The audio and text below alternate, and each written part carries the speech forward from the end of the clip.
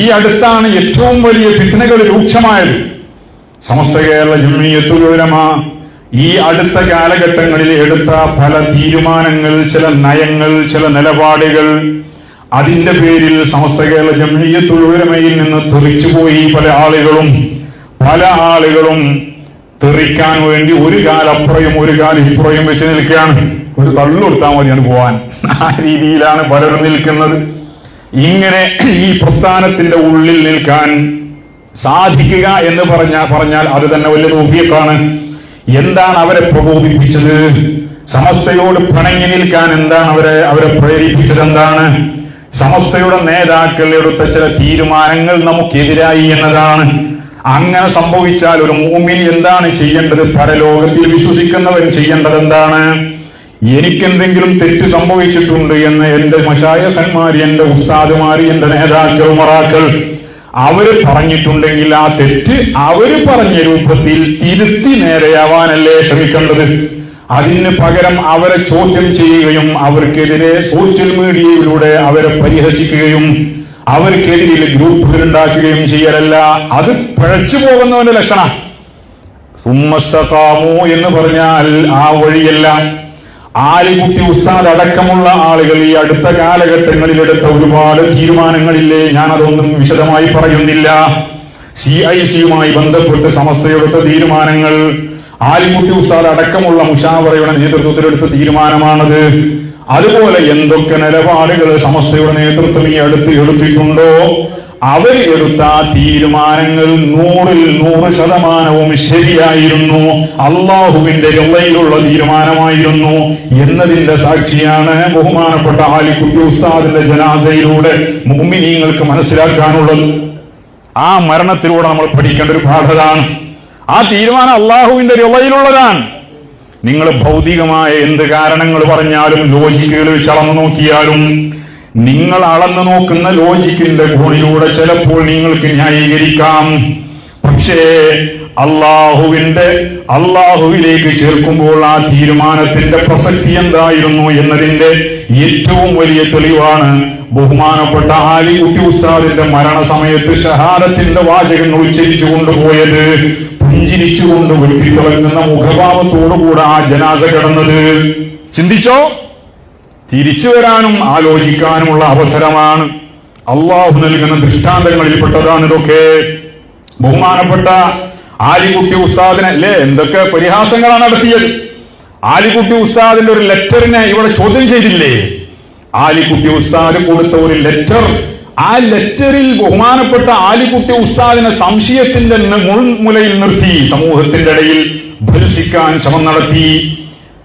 പ്രതിഷേധിക്കണ്ട, നമ്മൾ പ്രതിരോധിക്കണ്ടേ? എന്നിട്ട് വേദനയോടുകൂടെ ഉസ്താദിന് രണ്ടാമതൊരു ലെറ്റർ എഴുതേണ്ടി വന്നു. ഞാൻ തന്നെയാണ് ആ ലെറ്റർ എഴുതിയത്. എന്റെ ഉസ്താദ് ആദ്യം ഒരു ലെറ്റർ എഴുതി അല്ലേ, ആ ലെറ്ററിനെ ഇവര് പരിഹസിച്ചു. ഇത് ഉസ്താദ് എഴുതിയതല്ല എന്ന് പറഞ്ഞു, ഉസ്താദിന്റെ പേരിൽ എഴുതിയതാന്ന് പറഞ്ഞു. അപ്പൊ ഉസ്താദ് രണ്ടാമത് ലെറ്റർ എഴുതേണ്ടി വന്നു. എന്ത്? അത് ഞാൻ തന്നെയാണ് എഴുതിയത്. നമ്മൾ ഇതൊന്നും അംഗീകരിക്കാൻ കഴിയില്ല.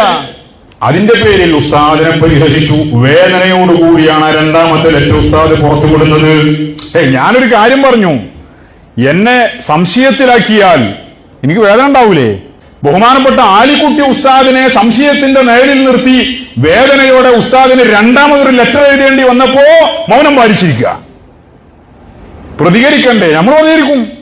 നമുക്ക് ആയാതി കൂടിയിലൊന്നുമില്ലല്ലോ, നമ്മൾ പ്രതികരിക്കും. ആലിക്കുട്ടി ഉസ്താദിനെ സംശയത്തിന്റെ നിഴലിൽ നിർത്തിയതും തെറ്റാണെന്ന് പറയാനുള്ള ആർജം ഉണ്ടാവണം. അല്ലാത്തവർ മുനാഫിഖല്ലേ, നിഫാഖല്ലേ, അത് കാപട്യമല്ലേ? എന്നിട്ട് ആലിക്കുട്ടി ഉസ്താദിനോട് സ്നേഹം അഭിനയിക്കുക, വഫാത്തിന് ശേഷം സ്നേഹം അഭിനയിക്കുക. സ്നേഹത്തിന്റെ നദികൾ ഒഴുകിയപ്പോ ജീവിതകാലത്ത് ആ മനുഷ്യനെ വിഷമിപ്പിച്ചവർ, അവരെടുത്ത തീരുമാനങ്ങൾക്ക് ചോദ്യം ചെയ്തുകൊണ്ട് സോഷ്യൽ മീഡിയയിൽ ആക്രോശം നടത്തിയവർ, ആലിക്കുട്ടി ഉസ്താദ് അടക്കം നേതൃത്വം നൽകുന്ന സുപ്രഭാതം ദിനപത്രത്തെ പൂട്ടിക്കാൻ വേണ്ടി കഠിനാധ്വാനം ചെയ്തവർ, ഓരോ ജീവിതത്തിലെ ആയുസ്സിലെ സിംഹഭാഗവും ചെലവഴിച്ചത് എന്തിനാ? സമസ്തയുടെ മുഖപത്രം പൂട്ടിക്കാനാ. ആരായി മുഖപത്രം നടത്തുന്നത്? ആലിക്കുട്ടി ഉസ്താദിനോട് നിനക്ക് സ്നേഹമുണ്ടെങ്കിൽ ആലിക്കുട്ടി ഉസ്താദ് അടക്കമുള്ള ആളുകൾ നേതൃത്വം കൊടുക്കുന്ന സംവിധാനങ്ങൾക്ക് വേണ്ടി നീ പ്രവർത്തിക്കണം. ഞാനീ പറഞ്ഞത് ന്യായല്ലേ? അല്ല, ഞാനീ പറഞ്ഞത് ശരിയല്ലേ? ആണോ അല്ലേ നിങ്ങൾ പറയും. അതിനെതിരെ നമ്മൾ പ്രതികരിക്കും, അത് വേറെ വിഷയം. അത് ചോദ്യം ചെയ്യാൻ പറ്റും. എന്നിട്ട് വഫാത്തിന്റെ ശേഷം സ്നേഹം അഭിനയിക്കുക. വഫാത്തിന്റെ ശേഷം സ്നേഹം അഭിനയിക്കുക. ജനാസ കൊണ്ടുവരുമ്പോ അവിടെ യൂണിഫോം ധരിപ്പിച്ച് വിട്ടിട്ട് അവിടെ രംഗം കൈയടക്കാൻ ശ്രമിക്കുക, രാഷ്ട്രീയ കളികൾ കളിക്കുക. സന്നദ്ധ സേവാ പ്രവർത്തനങ്ങൾക്കെതിരെ നമ്മൾ ആരൊന്നും സംസാരിക്കൂല. ഞാൻ അതിനെതിരെ പ്രതികരിച്ചു. ജനാസയുടെ കർമ്മങ്ങളിൽ രാഷ്ട്രീയ കളിയുടെ വേദിയാക്കിയിരുന്നു ഞാൻ പറഞ്ഞു. സുബ്ഹാനല്ലാഹ്, എന്റെ ഫേസ്ബുക്കിന്റെ മെസ്സഞ്ചറും എന്റെ വാട്സപ്പും ഒക്കെ നിങ്ങൾ തുറന്നാൽ നിങ്ങൾ ബോധം കെട്ടു വീഴും. വന്ന തെറികള് ന്യായം പറഞ്ഞതിനല്ലേ. ഈ ആലിക്കുട്ടി ഉസ്താദിന്റെയും സമസ്തയുടെ നേതാക്കളുടെയും പ്രാർത്ഥനയാലും ആശീർവാദത്താലും വളർന്നു വന്ന SKSSFന്റെ സന്നദ്ധ സേവാ സംഘം വികായ പ്രവർത്തകർ അവർക്ക് ജനാസയുടെ കർമ്മങ്ങളിൽ എന്ത് ചെയ്യണമെന്ന് കൃത്യമായി പഠനം നേടിയവരാണ് അവർ. മയ്യത്ത് കുളിപ്പിക്കാൻ വരെ അവർക്കറിയാം. ഒരു മനുഷ്യനെ കബറിൽ ഇറക്കുന്നത് വരെ. നമ്മളുടെ വികായക്കാർക്ക് ജനാസ സംസ്കാരത്തിന്റെയും കർമ്മങ്ങളിൽ സ്റ്റഡി ക്ലാസ് കൊടുത്ത് നിങ്ങൾക്ക് ഓർമ്മല്ലേ? ദുബൈ SKSSFന്റെ വികായ വിങ്ങിന് ജനാസ കുളിപ്പിക്കലും ഞാനാണ് ക്ലാസ് എടുത്തത്. പ്രാക്ടിക്കലായിട്ട് ഒരു മയ്യത്താക്കിയ ഒരാളെ മുന്നിൽ വെച്ചിട്ട്, മയ്യത്തല്ല ഒരാളെ കിടത്തിയിട്ട്, ഓർമ്മല്ലേ നിങ്ങൾക്ക്? ഞാനാണ് അവർക്ക് ആ ക്ലാസ് കൊടുത്തത്. നമ്മളെ മറ്റേ താമരശ്ശേരിക്കാനുണ്ടല്ല ജനാസ, എന്താണ് പേര്, അഷ്റഫ് താമരശ്ശേരി SKSSFന്റെ നേതാക്കളോട് ഒരു അഭ്യർത്ഥന നടത്തി. എന്താ, ഇവിടെ ജനാസ കുളിപ്പിക്കാനും മറ്റുമൊക്കെ നമുക്ക് ആളുകളില്ല, അതുകൊണ്ട് നമുക്ക് ആളുകളെ വേണമെന്ന് പറഞ്ഞു. നിങ്ങൾ ഈ വികാന്റെ കുട്ടികളെയൊക്കെ ഒന്ന് സംഘടിപ്പിക്കുകയാണെങ്കിൽ അതിന്റെ പേരിൽ നമ്മൾ അങ്ങനെ ഒരു പ്രത്യേക വിങ്ങനെ ഉണ്ടാക്കി. ഇന്നും UAE പല മേഖലകളിലും മരണപ്പെടുന്ന മലയാളികളും അല്ലാത്തവരുമായ പല ആളുകളെയും കുളിപ്പിക്കുന്ന ദുബൈയിലുള്ള SKSSFന്റെ വികായ വളണ്ടിയർമാരാ. അൽഹംദുലില്ലാ, അതിന്റെ ചെറിയൊരു കൂലി എനിക്കും ഉണ്ടാവും. അല്ലാഹു തആല കബൂൽ ചെയ്യട്ടെ. കാരണം ഞാനാണ് അവർക്ക് ക്ലാസ് എടുത്തത്. അഭിമാനം പറയല്ല കേട്ടോ, തൗഫീഖാണ്. ഇതേ രൂപത്തിൽ നാട്ടിലുള്ള വികായന്റെ പ്രവർത്തകർക്ക് കൃത്യമായ പഠനം ലഭിച്ചിട്ടുണ്ട്. ഒരു ജനാസ കർമ്മത്തിൽ അവരവിടെ മുറുവത്തോടു കൂടിയാ വരുള്ളൂ. തലയിൽ തൊപ്പി ധരിച്ച്, കൃത്യമായി ഇസ്ലാമിക വേഷം ധരിച്ച്, ജനാസയോടുള്ള മുറുവത്ത് പാലിച്ച്, പരമാവധി അച്ചടക്കത്തോടു കൂടിയാണ് അവർ ആ കർമ്മം ചെയ്യുക. ഒരു പണ്ഡിതനാണ് കിടക്കുന്നത്. ഈ കേരളത്തിലും പുറത്തുമുള്ള, നിങ്ങൾ കർണാടകക്കാരെ അദ്ദേഹത്തിന് അനുസ്മരിക്കുന്നത്, കേരളത്തിനകത്തും പുറത്തുമുള്ള മനുഷ്യർ മുഴുവനും ആദരവോടുകൂടെ കാണുന്ന ഒരു മനുഷ്യനാണത്. അദ്ദേഹത്തോട് ആ ആദരവ് നിലനിർത്തി പെരുമാറി കൈകാര്യം ചെയ്യാൻ വികായയോളം പോന്ന ഒരു വിഭാഗമൊന്നും കേരളത്തിലില്ല. എന്നിട്ട് അതിന്റെ ഇടയിൽ വേറെ രൂപത്തില് അവിടെ വേറെ രാഷ്ട്രീയ പാർട്ടിക്കാർ വന്നാലോ? കേരളത്തിലെ രാഷ്ട്രീയ പാർട്ടിക്കാരും SDP-കാർക്കും ഇല്ല സന്നദ്ധ സേവ പ്രവർത്തകര്. SDP-കാർക്ക് ഉപ്പായിട്ട് വന്നാൽ, മറ്റുള്ള പാർട്ടിക്കാർ വന്നാൽ ഇത് കേരളത്തിലൊരു ദുരന്തമായി മാറൂലേ? സന്നദ്ധ സേവാ പ്രവർത്തനം ആവശ്യമുള്ളവർക്ക് വേണം, നമ്മൾ അവർക്ക് സപ്പോർട്ട് ചെയ്യുമല്ലോ. പക്ഷേ സമസ്തയുടെ ഒരു നേതാവ് അങ്ങനെ കിടക്കുമ്പോ അവിടെ വികായയോളം പോണ വേറെ ആരുമില്ല. ഇത് ആവശ്യം തന്നെ അനാവശ്യ. നിങ്ങൾക്ക് സ്നേഹം കൊണ്ടാണെങ്കിൽ യൂണിഫോമിന്റെ ആവശ്യമില്ലല്ലോ. അവിടെ വന്ന മനുഷ്യന്മാരൊക്കെ യൂണിഫോം ഇട്ടാവുന്നിരുന്ന്. എന്നിട്ട് ന്യായം പറഞ്ഞാൽ അതിനെതിരെ തെറിവിളികളുമായി പലരും രംഗത്ത് വരിക. നിങ്ങൾ എന്ത് തെറിവിളിച്ചിട്ടും കാര്യമൊന്നുമില്ല, ആരും തെറിവിളിച്ചിട്ടും കാര്യമൊന്നുമില്ല. ന്യായം അനീതി കണ്ടാൽ ശബ്ദിക്കുക തന്നെ ചെയ്യും. സമസ്തയുടെ ആലിമ്യങ്ങളുടെയും സമസ്തയുടെ രംഗങ്ങളും എല്ലാത്തിൽ നിന്നും അതിനൊരു സ്വത്വബോധത്തോടുകൂടെ നേതാക്കൾക്ക് സുഗമമായി മുന്നോട്ട് പോകാൻ കഴിയണം. ഇപ്പൊ സെക്രട്ടറിനെ തീരുമാനിക്കുക സോഷ്യൽ മീഡിയ. നിങ്ങളൊന്ന് ആലോചിച്ച് നോക്കിയേ, നാട്ടിൽ നടക്കുന്ന കാര്യങ്ങൾ. ആരാ സെക്രട്ടറി തീരുമാനിക്കുന്നത്? സമസ്തയിൽ നിന്ന് പുറത്താക്കപ്പെട്ടവർ. ഓരോരുത്തരെ പേര് നിർദ്ദേശിക്കുക, ഇന്ന ആള് സെക്രട്ടറിയാണ്, ഇന്ന ആള് സെക്രട്ടറിയാണ്, ഇന്ന ആള് സെക്രട്ടറിയാണ്. ഇവരെന്താ സമസ്തനെ മനസ്സിലാക്കിയത്? നമ്മളതല്ല. ആരാണ് സെക്രട്ടറി എന്ന് തീരുമാനിക്കുന്നവനല്ല സമസ്തക്കാരൻ. പിന്നെയോ സമസ്തയുടെ നേതൃത്വം കാലങ്ങളായി നമുക്ക് നിശ്ചയിച്ചു തരുന്ന നേതാക്കളെ സർവാത്മന പൂർണ്ണ മനസ്സോടുകൂടെ അംഗീകരിച്ച് അനുസരിച്ച് അവരെടുക്കുന്ന നയനിലപാടുകൾക്കും തീരുമാനങ്ങൾക്കും കാവലാളുകളായി പ്രവർത്തിക്കുക, അനുസരിക്കുക. ഇതാണ് ഒരു സമസ്തക്കാരന്റെ ബാധ്യത, അല്ലേ? അല്ലാതെ ഇവിടെ ആരാ സെക്രട്ടറി എന്ന് ഞാൻ തീരുമാനിക്കുക, അത് ഞാനാരാ എന്നെ സമസ്ത പുറത്താക്കിയതുമാണ്, എന്നിട്ട് ഞാൻ തീരുമാനിക്കുക. അതല്ല സമസ്തക്കാരൻ ചെയ്യേണ്ടത്. അതൊക്കെ വിഘടിത വിഭാഗങ്ങളാണ്. സമസ്തക്കാരൻ ചെയ്യേണ്ടത് എന്താണ്? നമുക്ക് ബഹുമാനപ്പെട്ട ആലിക്കുട്ടി ഉസ്താദിന് പകരമായി ശക്തനായ ഒരു നേതാവിനെ അല്ലാഹു സുബ്ഹാനഹു വ തആല നമുക്ക് തൗഫീഖ് ചെയ്യട്ടെ, തെരഞ്ഞെടുത്ത് തരട്ടെ.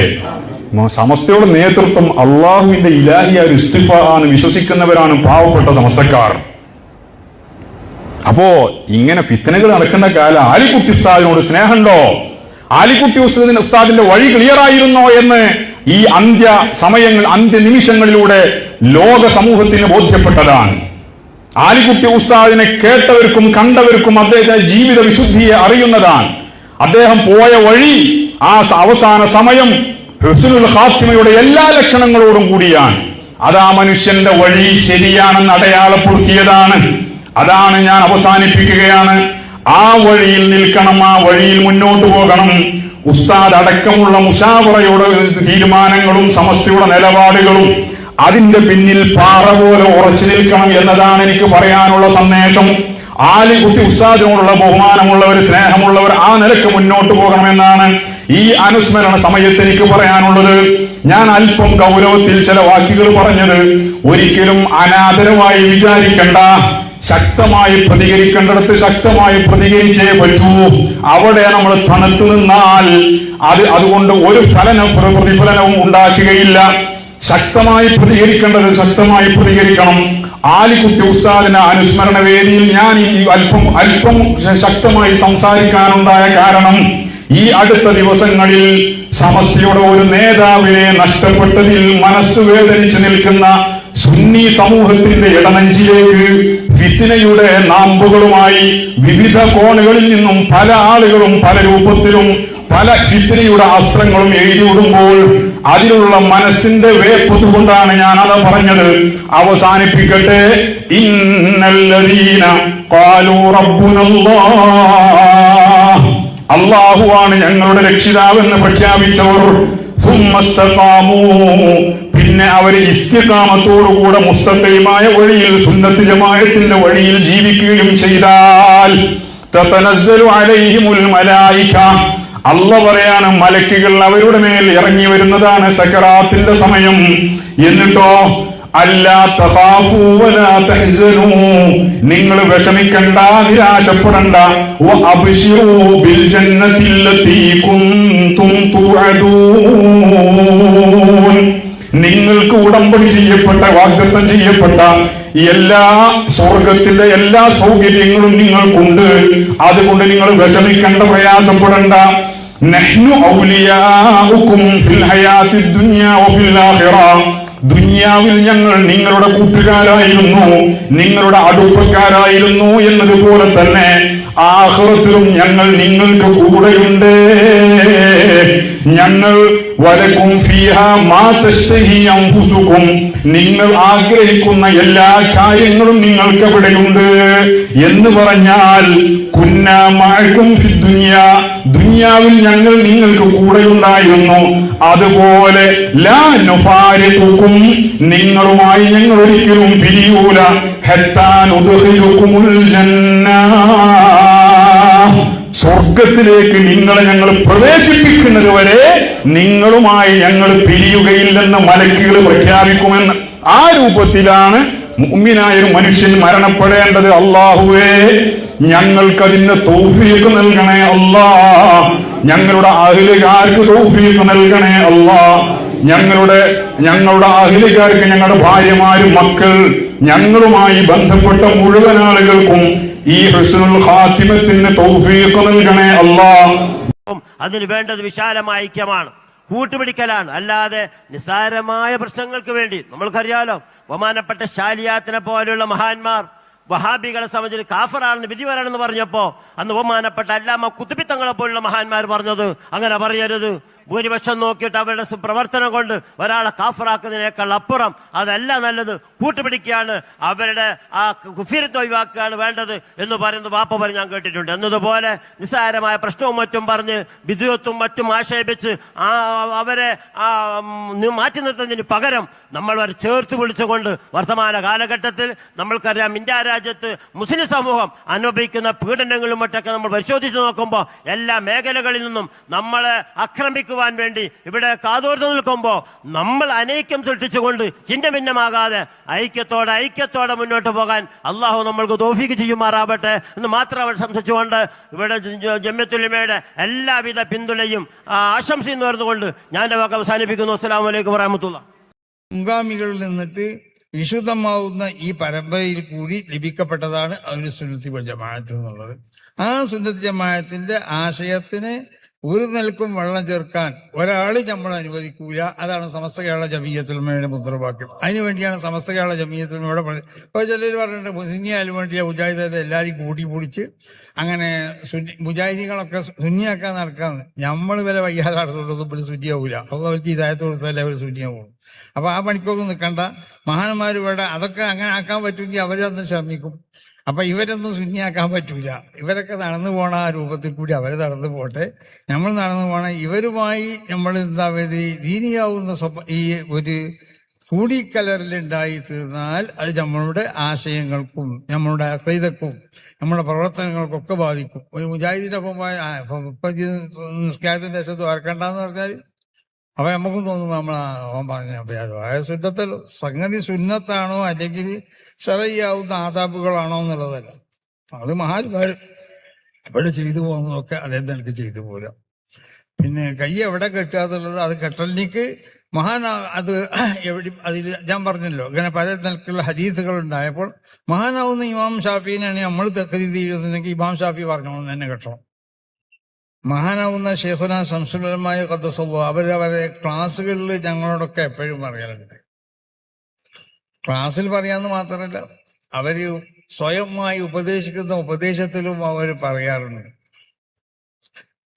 ഇവിടെ നമ്മളെ മുൻഗാമികൾ ചെയ്തു പോന്നിരുന്ന ദീനിയായ കാര്യങ്ങൾ, ആ കാര്യങ്ങൾക്ക് നമ്മൾ ലക്ഷ്യം നോക്കിയിട്ട് കണ്ടിട്ടില്ല എന്ന് വെക്കുക. എന്നാൽ അത് നമ്മൾ എതിർക്കാൻ പാടുള്ളതല്ല. കാരണം അത് ലക്ഷ്യം മുഖേന മനസ്സിലാക്കിയിട്ട് അടിസ്ഥാനത്തിലാണ് അവരങ്ങനെ ചെയ്തിട്ടുണ്ടാവുക.